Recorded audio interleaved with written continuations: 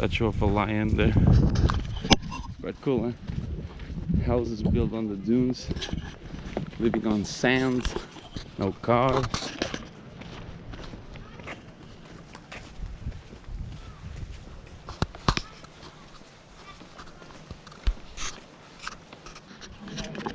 Okay, we are in Rio Formosa Natural Park in Armona Island. That's the island in the middle in the map there. And it's 9 kilometers big. Then this is the walk lane that brings us to the beach that faces the ocean. There's also the beach that faces the estuary, how do you call that? It's the place where the river meets the ocean, which is very large and is where I painted most of my sunsets.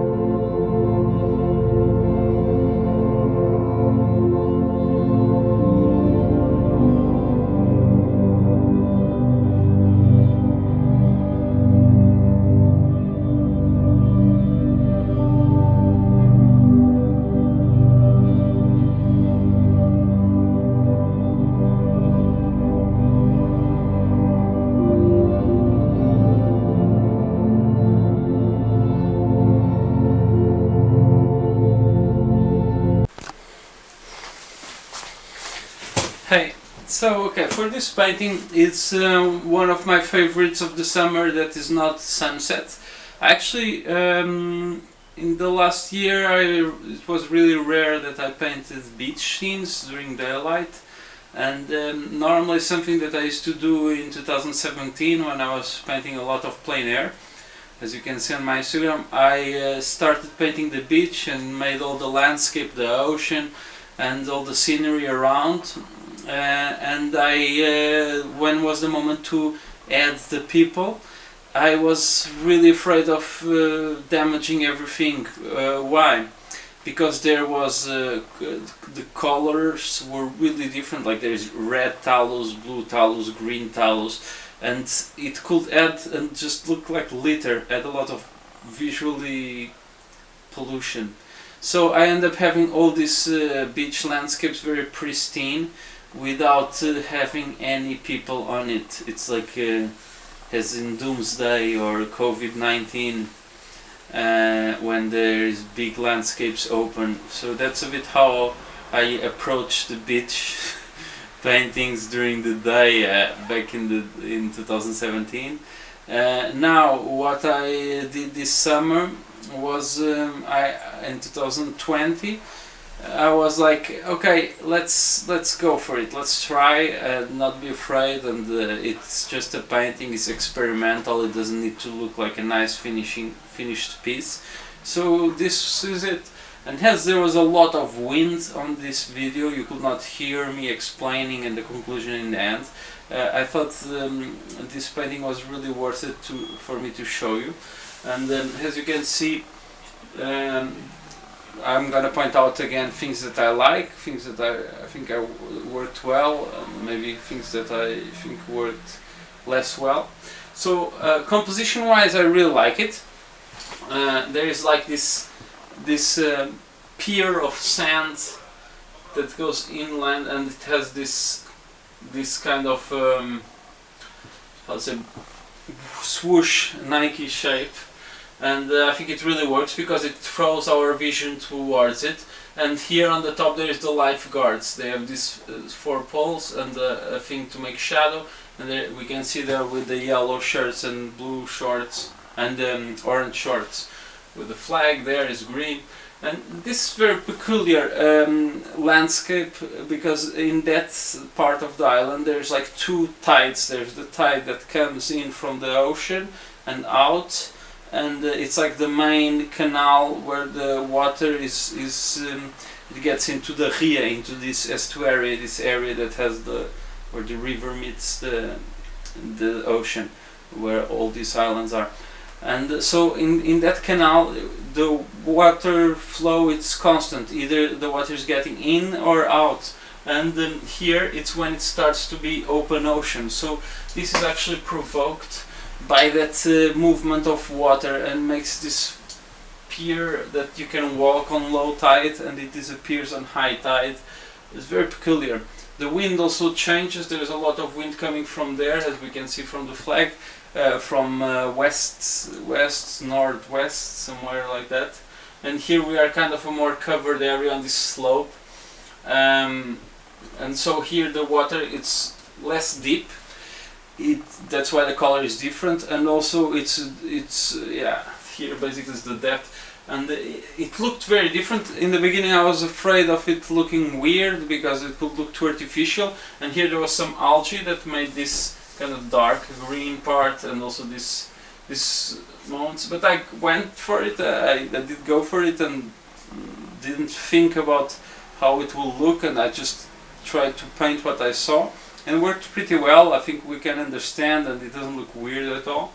Also the people, I decided to paint them all in a dark color. That is my darkest color was the ultramarine blue mixed with the